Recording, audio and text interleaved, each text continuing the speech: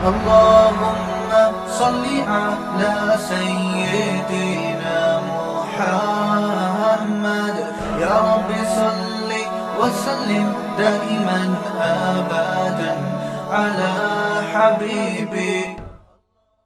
اکثر نافرمان لوگوں کے پاس دولت اور افرادی قوت بہت ہوتی ہے، تو قرآن کہہ رہے ہیں کہ ان کی جو مال اور ان کی اولاد ہے نا، اولاد کی کثرت، زیادہ تعداد میں ان کی جو اولادیں ہیں، جس کی وجہ سے یہ بڑے مضبوط اپنے آپ کو سمجھتے ہیں قبیلے کے لحاظ سے اور معاشی لحاظ سے، کیونکہ اولاد کماتی بھی ہے پھر. تو یہ چیزیں آپ کو تعجب میں نہ ڈالیں، ان سے کبھی بھی متاثر نہ ہو. انما یرید اللہ لیعذبہم بہا فی الحیات الدنیا، اللہ تو یہ چاہتا ہے اس مال اور اولاد کے ذریعے ان کو دنیا میں بھی عذاب دے. وَتَزْهَقَ أَنفُسُهُمْ وَهُمْ كَافِرُونَ، اور جب ان کا نفس نکلے، یعنی روح نکلے، نفس کا اطلاق روح پر بھی ہوتا ہے، تو یہ اس حال میں نکلے کہ یہ کافر ہوں. کیا مطلب؟ مال اولاد اللہ ان کے لیے عذاب بنا رہا ہے، یعنی عذاب کا ذریعہ بنا رہا ہے دنیا میں. کیونکہ اگر ان پر غربت آتی، پریشانیاں آتی، تو غربت میں، پریشانیوں میں انسان اللہ کی طرف لوٹ آتا ہے. لیکن ان سے ایسے گناہ ہوئے ہیں جن گناہوں کی وجہ سے اللہ نے ان کو استدراج والا ان کے ساتھ معاملہ کیا. استدراج کہتے ہیں ڈھیل دینا کسی کو، تاکہ گناہوں میں وہ مست ہو جائے. اس کی مثال ایسے ہے نا کہ فرعون کو جیسے استدراج ملا کہ جب کوئی عذاب آتا فرعون پر تو توبہ کرنے کے بجائے وہ حضرت موسیٰ سے کہتا کہ یہ عذاب ہٹ جائے گا تو میں توبہ کر لوں گا. جیسے ہی عذاب ہٹتا وہ اور مستی میں آ جاتا فرعون. تو وہ جو عذاب ہٹنا تھا وہ اس لیے نہیں تھا کہ اللہ کی رحمت متوجہ ہو رہی ہے، اس لیے تاکہ ان پر حجت تمام ہو جائے. تو اللہ تعالیٰ بھی بعض دفعہ نافرمانوں کو اتنے مال، اتنا اسباب دیتے ہیں کہ ان پر اللہ کی حجت تمام ہو جاتی ہے، اور وہ بجائے شکر ادا کرنے کے اس مال اور اس اولاد کے نشے میں پڑھ کے اور زیادہ اللہ سے غافل ہو جاتے ہیں، اور یہ چیزیں اور زیادہ دنیا میں عذاب کا آخرت میں عذاب کا ذریعہ بنتی ہیں. ذریعہ تو دنیا میں بنتی ہیں لیکن عذاب آخرت میں ہوتا ہے، اور بعض دفعہ دنیا میں بھی اللہ عذاب دے دیتے ہیں.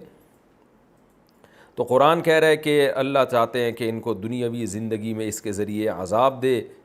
وَتَزْهَقَ أَنفُسُهُمْ وَهُمْ كَافِرُونَ، اور جب ان کی روحیں نکلیں تو یہ کافر ہوں، کیونکہ اتنی مستیوں میں ان کو ایمان کی توفیق نہیں ملے گی. تو کبھی بھی ان کے مال اور اسباب سے آپ متاثر نہ ہوں. وَيَحْلِفُونَ بِاللَّهِ إِنَّهُمْ لَمِنْكُمْ، اور یہ قسمیں اٹھاتے ہیں اللہ کی کہ بے شک یہ لوگ لَمِنْكُمْ، آپ میں سے ہیں، آپ ہی میں سے ہیں، یہ منافق نہیں ہیں، یہ تو پکے مومن ہیں. قسمیں اٹھاتے ہیں وَمَا هُمْ مِنْكُمْ، یہ لوگ آپ میں سے نہیں ہیں. وَلَكِنَّهُمْ قَوْمٌ يَفْرَقُونَ، لیکن یہ ایک ایسی قوم ہے جو گھبراتے ہیں.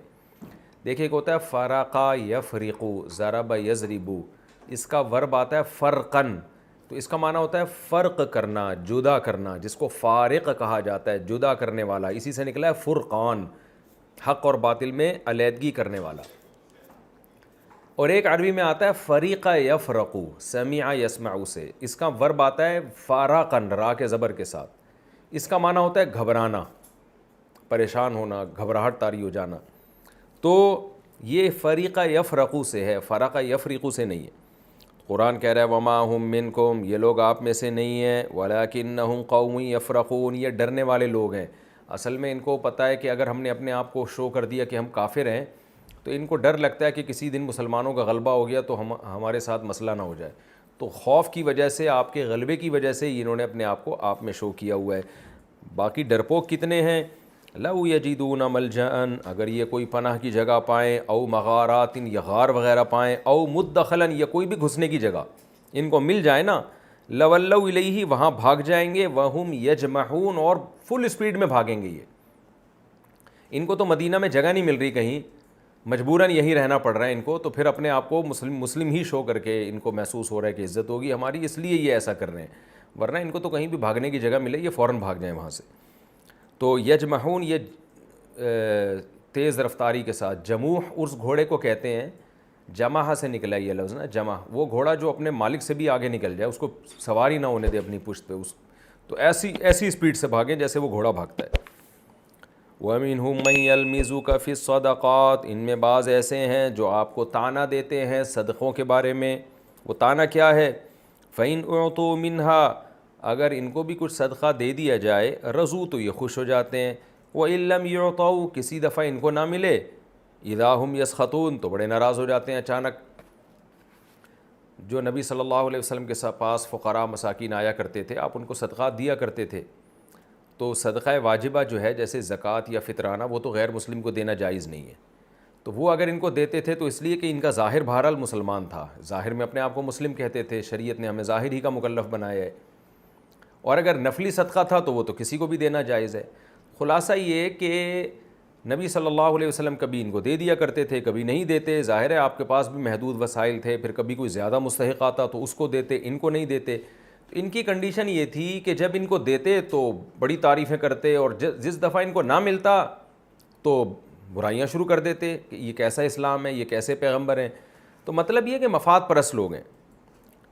وَلَوْ أَنَّهُمْ رَضُوا مَا آتَاهُمُ اللَّهُ وَرَسُولُهُ، قرآن کہہ رہا ہے اگر جو کچھ اللہ اس کے رسول ان کو دے دیتے، یہ اس پہ راضی ہو جاتے۔ وقالوا، اور کہہ دیتے، حسبنا اللہ، اللہ ہمیں کافی ہے، سیؤتین اللہ من فضلہ ورسولہ، اللہ چاہے گا تو اپنے فضل سے، اور رسول بھی چاہیں گے تو ہمیں دے دیں گے بعد میں، جب ہمیں ضرورت پڑے گی، ابھی نہیں ملا تو ہو سکتا ہے بعد میں دے دیں۔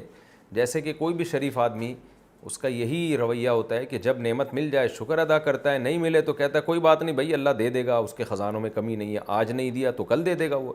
تو اس طرح شکر کے جملے زبان سے نکالتے تو یہ بات اچھی ہوتی۔ انا الی اللہ راغبون، یوں کہتے کہ ہم اللہ کی طرف رغبت کرنے والے ہیں، اللہ سے امیدیں لگانے والے ہیں۔ آگے جزا محذوف ہے، لکان خیر لہم، تو یہ بات ان کے لیے بہتر ہوتی ہے۔ ناشکری کے جملے اللہ کو پسند نہیں ہیں۔ یہ جی ہمارا یہ رکوع کی تفسیر مکمل ہو گئی۔ اس رکوع کا میں خلاصے کے طور پر اس کے جو علمی پوائنٹ ہیں، نکات ہیں، وہ میں آپ کے سامنے رکھ دیتا ہوں۔ یہ رکوع یہاں سے شروع ہوا تھا، عفا اللہ عنک، یعنی رکوع نمبر 7 اور 13، کہ منافقین آیا کرتے تھے، جھوٹے عذر بیان کر رہے تھے تبوک میں جانے سے پہلے، اور نبی صلی اللہ علیہ وسلم ان کے ظاہر کو قبول کر لیتے، اور حدیث میں آتا ہے وَوَكَّلَ سَرَائِرَهُمْ إِلَى اللَّهِ، ان کے باطن کو اللہ پہ چھوڑ دیتے کہ بھئی یہ اندر سے کیا ہیں، صحیح کہہ رہے ہیں غلط کہہ رہے ہیں، یہ اللہ ہی جانے۔ تو اس لیے آپ نے ان کو چھٹی دے دی۔ اب تبوک میں افرادی قوت کی بہت شدید ضرورت تھی، تو قرآن سب سے پہلے نبی صلی اللہ علیہ وسلم کو تنبیہ کر رہا ہے کہ آپ کو جب تک یقین نہیں ہو جاتا کہ یہ سچ کہہ رہے ہیں یا جھوٹ کہہ رہے ہیں آزمائش کے ذریعے، اس وقت تک آپ کو چاہیے تھا کہ آپ ان کو اجازت نہ دیتے۔ اس سے بھی ہمیں یہ پتہ چلتا ہے کہ ہمارے جو بھی ماتحت لوگ ہیں، یا فوج میں خاص طور پر جو ماتحت فوجی ہوتے ہیں، یا کوئی بھی دنیا کا نظام آپ چلا رہے ہیں، تو نہ تو اتنا آپ کو کڑوا ہونا چاہیے کہ کسی کا شرعی عذر بھی ہو آپ قبول نہ کریں، جو بھی آ رہا ہے آپ اس کو دھتکار رہے ہیں، نہیں بھائی سب پر لازم ہے یہ کام، حالانکہ کوئی بیمار ہوتا ہے، کسی کے ساتھ مسائل ہوتے ہیں۔ اتنا کڑوا بننا بھی جائز نہیں ہے، اور اتنا میٹھا بننا بھی جائز نہیں ہے کہ جو بھی آئے اور آپ کو کوئی بھی عذر پیش کر کے آپ کو سے جو ہے وہ اپنی رخصت منظور کروا لے، کوئی سسٹم ہی نہ ہو آپ کا۔ اس سے پورے ادارے تباہ ہو جاتے ہیں، پورا نظام تباہ ہو جاتا ہے۔ تو یہاں بھی منافقین کے بارے میں اللہ نے اپنے حبیب صلی اللہ علیہ وسلم کو تنبیہ کی ہے کہ آپ تھوڑا تحقیق کر کے، کیونکہ یہ بہترین موقع تھا منافق اور مسلم کی پہچان کا، تو اس سے کم از کم یہ تو پتہ چل جاتا نا، دنیا کے سامنے آ جاتا۔ اللہ تو چاہتا ہے، تو اللہ چاہے تو نبی کو وحی کے ذریعے بتا سکتا ہے، لیکن دنیا کے سامنے تو دلائل کے ساتھ جب ہی بات آئے گی نا، جب 2 اور 2 4 کی طرح واضح ہو جائے، عمل سے پتہ چل جائے کہ کون اپنا ہے اور کون غیر ہے۔ تو ہمیں بھی یہ سبق ملتا ہے کہ ماتحتوں کے بارے میں، جیسے اس بچے گھروں میں کیا کر رہے ہوتے ہیں، وہ بلا وجہ مدرسوں کی اسکولوں کی چھٹیاں کر رہے ہوتے ہیں، مائیں بڑی رحم دل ہوتی ہیں، چھوٹی چھوٹی باتوں پہ ان کو اجازت دے دیتی ہیں۔ دفتر میں ملازمین ہیں، خاص طور پہ جہاد میں تو اس کی بڑی شدید ضرورت ہے، تو ایک نظم ہونا چاہیے، سسٹم ہونا چاہیے۔ تو پہلی علمی نقطے کی بات تو ہمیں یہ پتہ چلی کہ کوئی بھی عذر پیش کر دے اور آپ اس کو فوراً مان لیں، یہ طریقہ اللہ کو پسند نہیں ہے۔ تبھی اللہ تعالیٰ نے نبی صلی اللہ علیہ وسلم کو اس میں تنبیہ کی ہے۔ دوسری بات، تنبیہ کا طریقہ کیا ہونا چاہیے، یہ بھی ہمیں اس آیت سے پتہ چلتا ہے۔ اللہ تعالیٰ نے اپنے حبیب صلی اللہ علیہ وسلم کو جب تنبیہ کی ہے تو عفا اللہ عنکا، یہ پہلے کہا کہ اللہ نے آپ کو معاف کر دیا، یعنی پہلے تسلی دے دی کہ میں کوئی سزا نہیں دوں گا آپ کو۔ تو یہ بھی ایک عزت ہے کہ آپ دیکھیں کہ سامنے والے کا مقام مرتبہ کیا ہے۔ حالانکہ دیکھیں نبی صلی اللہ علیہ وسلم تو اللہ کے بندے ہیں، لیکن اللہ ہمیں سکھانے کے لیے کہ تنبیہ جب کی جائے گی تو آپ کا طریقہ، آپ کا ایٹیٹیوڈ ایسا نہیں ہونا چاہیے جیسے آپ سامنے والے کو کوئی حیثیت ہی نہیں دیتے، جیسے آج کل ہوتا ہے، جس طرح سے اپنے ماتحتوں کو گالی گلوچ اور کیسے ذلت آمیز الفاظ استعمال کیے جا رہے ہوتے ہیں. تو اللہ نے پہلے بتا دیا عفا اللہ عنک, اللہ معاف کر چکا ہے آپ کو, یا اللہ آپ کو معاف کرے. تو مقام اور مرتبہ سامنے والے کا دیکھنا چاہیے, کیونکہ سامنے والا ویسے بھی آپ سے ڈرتا ہے, وہ آپ کی اطاعت کرتا ہے, اس سے ایک اجتہادی خطا ہوئی ہے. تو اجتہادی خطا پہ تنبیہ کا وہ طریقہ نہیں ہونا چاہیے جو ایک عام خطا پہ ہوتا ہے. تو سامنے والے کی عزت کا خیال رکھ کے اس کو تنبیہ کرنی چاہیے. یہ دوسرا پوائنٹ بھی ہمیں اسی رکوع سے پتہ چلتا ہے. تیسری بات جو ہمیں پتہ چلتی ہے اس رکوع سے کہ نبی صلی اللہ علیہ وسلم معصوم تھے, اس پر پوری امت کا اجماع ہے, آپ سے گناہ نہیں ہو سکتا تھا کبھی بھی, لیکن اجتہادی غلطی پیغمبروں سے بھی ہو سکتی ہے. تبھی تو اللہ نے تنبیہ فرمائی نا کہ آپ نے ان کو اجازت کیوں دی, لما اذنت لہم, آپ نے کیوں منافقین کو اجازت دے دی پیچھے بیٹھنے کی, یہاں تک کہ آپ کے سامنے واضح ہو جاتا کہ سچا کون ہے اور جھوٹا کون ہے, تو آپ نے کیوں اجازت دے دی ان کو. تو قرآن میں اور بھی کئی مقامات پر پیغمبر کو تنبیہ کی گئی ہے, اور موسیٰ علیہ السلام کے بارے میں بھی احادیث میں آتا ہے, ابراہیم علیہ السلام کے بارے میں بھی. تو یہ اجتہادی غلطی ہوتی ہے. تو یہ پیغمبروں سے بھی ممکن ہے, جان کر پیغمبر کبھی اللہ کی نافرمانی نہیں کرتے. ہاں ان سے رائے میں غلطی ہو سکتی ہے, لیکن پیغمبر میں اور عام انسان میں فرق یہ ہے کہ پیغمبر سے جب خطا ہوتی ہے تو اللہ اس پہ آپ پیغمبروں کو تنبیہ کر کے کریکشن کروا دیتے ہیں. لیکن عام مجتہد سے یا کسی عالم سے جب اجتہادی خطا ہو تو اللہ کی طرف سے کوئی گارنٹی نہیں ہے کہ میں اس کی کریکشن کرواؤں گا. ہو بھی جاتی ہے, بعض دفعہ نہیں بھی ہوتی. دوسری نقطے کی بات ہمیں پتہ چلتی ہے, لا یستأذنک الذین یؤمنون باللہ والیوم الآخر ان یجاہدوا باموالہم وانفسہم. تبوک کے موقع پر سخت لڑائی میں اللہ کیا کہہ رہے ہیں کہ جو اللہ اس کے رسول پر ایمان لاتے ہیں وہ اپنے مال اور جان کے ساتھ جہاد کرنے میں آگے ہوں گے, وہ جھوٹے عذر کر کے پیچھے نہیں بیٹھیں گے. تو یہ صرف جہاد کے بارے میں نہیں ہے, شریعت کے ہر مشکل حکم کے بارے میں, کہ جب بھی اجتماعی سطح پہ کوئی مصیبت قوم پہ, اہل اسلام پہ آتی ہے تو اس مصیبت میں اپنی قوم کا دفاع کرنے کے لیے جو ایمان والے لوگ ہیں وہ پیچھے نہیں بیٹھتے, وہ آگے بڑھتے ہیں ہر موقع پہ. دیکھیں کسی انسان کو پہچاننا جو ہے نا, کہتے ہیں نا جب تک کسی کے ساتھ سفر نہ کیا ہو آپ نہیں پہچان سکتے کہ یہ کتنا پانی میں ہے. یہ بالکل ٹھیک بات ہے, اس لیے کہ سفر میں نا بہت ساری تکلیفیں آتی ہیں. انسان راحت کی تلاش میں ہوتا ہے, سکون کی تلاش میں ہوتا ہے, بعض دفعہ اس کو سکون کی تلاش میں اپنے ساتھیوں کو بے سکون کرنا پڑتا ہے. تو ایسے موقع پہ جو اپنے دوست احباب کو ترجیح دیتا ہے کہ بھئی آپ یہ سیٹ لے لیں, آپ یہ کھا لیں, میں بھوکا رہ جاؤں, تو یہ اس کی علامت ہوتی ہے کہ یہ شخص اللہ اس کے رسول پر ایمان رکھتا ہے, کہ مشکل چیز میں یہ ساتھیوں کے ساتھ تعاون کر رہا ہے. تبوک میں بھی تو ایسا ہی تھا نا, انتہائی شدید لڑائی تھی. منافقین جو صحابہ کا دوست ہونے کا دعویٰ کیا کرتے تھے, ایسی لڑائی میں ان کو پیچھے چھوڑ کے بیٹھ گئے. تو قرآن کہہ رہے کہ جو ایمان والے لوگ ہیں, یعنی غیرت والے لوگ ہیں, ایمان اور آخرت پر یقین ہے, وہ کبھی بھی ایسے مشکل موقع پہ اپنی قوم کا ساتھ نہیں چھوڑتے. تو آج بھی یہی اصول ہے کہ جو مشکل موقع پہ اپنے دوستوں کا, اپنے قریبیوں کا, اپنے رشتہ داروں کا ساتھ چھوڑ دے اور اپنی خواہشات کے پیچھے لگ جائے, تو یہ اس کی علامت ہے کہ یہ شخص ایمان والا نہیں ہے.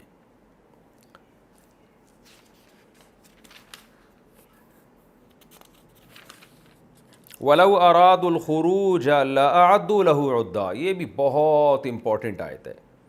قرآن کہہ رہا ہے یہ جو منافقین آپ کے پاس آ رہے ہیں کہ ہم تبوک میں نہیں جا سکتے, یہ مسئلہ وہ مسئلہ, تو قرآن کہہ رہے ہیں ان کے جھوٹے ہونے کی بڑی دلیل کیا ہے کہ اگر ان کا پہلے سے تبوک میں جانے کا پروگرام ہوتا تو یہ تیاری کرتے. اس سے صاف پتہ چلتا ہے کہ جو نیرے دعویٰ کرتا ہے نا, دعوے کرتا ہے اور کہتا ہے کہ میں نیک بننا چاہتا ہوں, لیکن اس کے لیے عملاً کچھ تیاری نہیں کر رہا, اس کا مطلب وہ جھوٹ بول رہا ہے. آج اہل اسلام میں اکثریت ان لوگوں کی ہے جو کہتے ہیں ہم جنت میں جانا چاہتے ہیں, لیکن جنت کی پریکٹیکلی تیاری نہیں کر رہے. کتنے نوجوان میرے پاس آتے ہیں کہ ہمیں فحش فلمیں دیکھنے کی عادت ہے, ہمیں بدنظری کی عادت ہے. میں ان سے کہتا ہوں آپ اپنے اوپر جرمانہ رکھو, آپ سزا رکھو اپنے اوپر. وہ سزا نہیں رکھتے اور کہتے ہیں یار ہم چھوڑنا چاہتے ہیں, چھوٹتی نہیں ہے. اس کا مطلب آپ چھوڑنا چاہتے ہی نہیں ہو. اس لیے کہ ایک تجربے سے ایک چیز ثابت ہے, علماء صلحاء بار بار بتاتے ہیں کہ جب آپ سے کوئی گناہ ہو آپ اپنے آپ کو سزا دیں, متعین کریں, تاکہ آئندہ اس گناہ کرتے ہوئے 10 دفعہ سوچنا پڑے آپ کو. لیکن آپ اپنے آپ کو نہ کوئی سزا دے رہے ہو, نہ کوئی پنشمنٹ ہے, کچھ بھی نہیں ہے, نہ کوئی جرمانہ ہے, نہ نوافل پڑھ رہے ہو, کوئی سزا ہی نہیں اپنے لیے آپ نے رکھی ہوئی. اور بس آپ کو بس یہ کہ یار مجھ سے گناہ نہیں چھوٹ رہا، مجھ سے برائی نہیں چھوٹ رہی. اس کا مطلب قرآن کہہ رہا ہے لو اراد الخروج لاعدوا له عدہ، کسی کام کا ارادہ کرتے تو اس کے لیے تیاری کرتے، پریکٹیکلی تیاری، عملاً تیاری. تو اکثریت مسلمانوں کی ایسی ہے، جنت میں جانا چاہتی ہے، جنت کے لیے تیاری نہیں ہے. نکاح کرنا چاہتے ہیں، نکاح کے لیے تیاری نہیں ہے. پیسہ کمانا چاہتے ہیں، پیسے کمانے کے لیے تیاری نہیں ہے. چاہتے ہیں کہ جاب مل جائے، اس کے لیے ایبیلٹی اپنے اندر قابلیت پیدا کرنے کے لیے تیار نہیں ہے. امریکہ جانا چاہتے ہیں، اس کے قواعد پورے کرنے کے لیے تیار نہیں ہے. حج کرنا چاہتے ہیں، اس کی تیاری کے لیے تیار نہیں ہے. تو ہوائی فائرنگ، ہوائی دعوے، ملک میں تبدیلی لانا چاہتے ہیں لیکن تبدیلی کے لیے جو کام کرنے چاہیے اس کے لیے تیار نہیں ہے. تو چاہتے ہیں کہ ملک میں ایماندار حکمران آ جائے مگر ایماندار کو ووٹ دینے کے لیے تیار نہیں ہے. تو یہ پوری قوم جو ہے نا، اس میجورٹی ہماری اسی گناہ میں مبتلا ہے جس میں منافقین مبتلا تھے. نرے دعوے کر رہے تھے کہ ہم تو تبوک میں جانا چاہتے تھے لیکن ایکچولی یہ ہو گیا تو یہ ہو گیا، اس وجہ سے نہیں جا سکتے. قرآن کہہ رہا ہے جانا چاہتے ہوتے تو تیاری تو کر کے رکھتے نا. یہ اچانک تو نہیں کوئی اتنے لمبے سفر پہ نکل جاتا. صحت بنانا چاہتے ہیں، اس کی تیاری نہیں کر رہے. تو یہ بہت امپورٹنٹ آیت ہے، یہ ہر جگہ یہ منطبق ہو سکتی ہے کہ لو اراد الخروج لاعدوا له عدہ، جو شخص کسی کام کو چاہتا ہے کہ ہو جائے تو اس کے لیے وہ تیاری کرتا ہے، عملاً کچھ کر رہا ہوتا ہے اس کے لیے. پھر وہ کام نہ ہو سکے تو اللہ کی رحمت سے امید ہے اللہ بخش دے گا. لیکن آپ کچھ کر ہی نہیں رہے عملی طور پر، بس آپ بیٹھے ہوئے ہیں اور بونگیاں مار رہے ہیں بیٹھ کے کہ میں امتحان میں کامیاب ہونا چاہتا ہوں، پڑھنے کے لیے تیار نہیں ہے. مجھ سے لوگ پوچھ رہے ہوتے ہیں کہ میرا پڑھائی میں دل نہیں لگتا، مجھے کوئی وظیفہ بتا دیں. اب آپ بتاؤ وظیفے میں دل تمہارا کیسے لگ جائے گا؟ وہ بھی تو پڑھنے کا کام ہی ہے نا. تو کتاب لے کے پڑھ لو اتنی دیر میں. تو ہر آدمی یہی ایک بس عجیب یعنی ایک بوکھلاہٹ کا شکار ہے. تو قرآن کہہ رہا ہے وَلَوْ أَرَادُوا الْخُرُوجَ لَأَعَدُّوا لَهُ عُدَّةً، اگر ان کا جہاد میں نکلنے کا ارادہ ہوتا تو یہ جہاد کے لیے تیاری کرتے. اور جہاد کے بارے میں تو حدیث میں آتا ہے کہ جو شخص اللہ سے قیامت کے دن اس حال میں ملاقات کرے گا کہ نہ اس نے جہاد کیا ہو نہ اس نے جہاد کی نیت کی ہو، تو اللہ سے اس حال میں ملے گا کہ عیب دار ہوگا. تو اس لیے جو مسلمان جہاد نہیں کر رہے ہیں ان کے دل میں نیت بہرحال ہونی چاہیے کہ اللہ نے کبھی ہمیں موقع دیا تو ہم انشاءاللہ اللہ کی راہ میں لڑیں گے. اور اس کے لیے بھی پھر تیاری ہے. تیاری کہ آپ صحت تو بنا کے رکھیں. آپ آج ملک پہ خدا نخواستہ کوئی آفت آتی ہے، کوئی مصیبت آتی ہے اور بارڈر پہ لڑنے والے فوجی کم پڑ جاتے ہیں، افرادی قوت کی ضرورت ہوتی ہے، تو جوان لوگوں میں اتنی صلاحیت ہونی چاہیے کہ وہ اپنی قوم کا جا کے دفاع کر سکیں. یہ بھی ایک اہم علمی نقطے کی بات تھی جو ہمیں پتہ چلی. آگے ہم چلتے ہیں. وَلَٰكِن، میں نے بتایا تھا نا کہ اس رکوع میں بہت سارے پوائنٹ ہیں جو ہماری عملی زندگی سے ان کا تعلق ہے. آگے قرآن کہہ رہا ہے وَلَٰكِن كَرِهَ اللَّهُ بِعَاثَهُمْ فَثَبَّطَهُمْ وَقِيلَ اقْعُدُوا مَعَ الْقَاعِدِينَ. اللہ نے ان منافقین کے جہاد میں نکلنے کو ناپسند سمجھا، ان کو پیچھے بٹھا دیا اور کہا کہ پیچھے بیٹھنے والوں کے ساتھ پیچھے ہی تم بھی بیٹھے رہو. اس سے ہمیں کیا پتہ چلتا ہے کہ جب آپ گناہ کرتے ہیں تو نیکی کی توفیق بھی سلب ہوتی چلی جاتی ہے، ختم ہو جاتی ہے. اللہ چاہ بھی نہیں رہا تھا کہ یہ کمبخت میدان جنگ میں نکلیں کیونکہ انہوں نے جا کے فساد کرنا تھا. تو اللہ نے کیا کیا، توفیق دے دی ان کو پیچھے بیٹھنے کی. میں نے اس پر کئی بار بیان کر چکا ہوں، یہ ظلم نہیں ہے، یہ انہی کے اعمال کا بدلہ ہے. تو پتہ چلا بد عملی کا بدلہ بد عملی کی توفیق کی صورت میں بھی ملتا ہے. یعنی آپ کوئی گناہ کرتے ہیں تو اس کا ایک بدلہ یہ بھی ملتا ہے کہ مزید گناہ آپ کے لیے آسان ہو جاتے ہیں. تو یہ بھی ایک بڑی ایک یعنی سزائے خدا کی طرف سے. تو اللہ کہتے ہیں کہ ہم نے ان کو توفیق ہی نہیں دی ان کم بختوں کو کہ میدان جہاد میں نکلیں، کیونکہ یہ برے لوگ ہیں، منافق لوگ ہیں، سازشیں کرتے ہیں. تو ان کی برائی کے سبب اللہ نے ان سے ہمت سلب کر لی.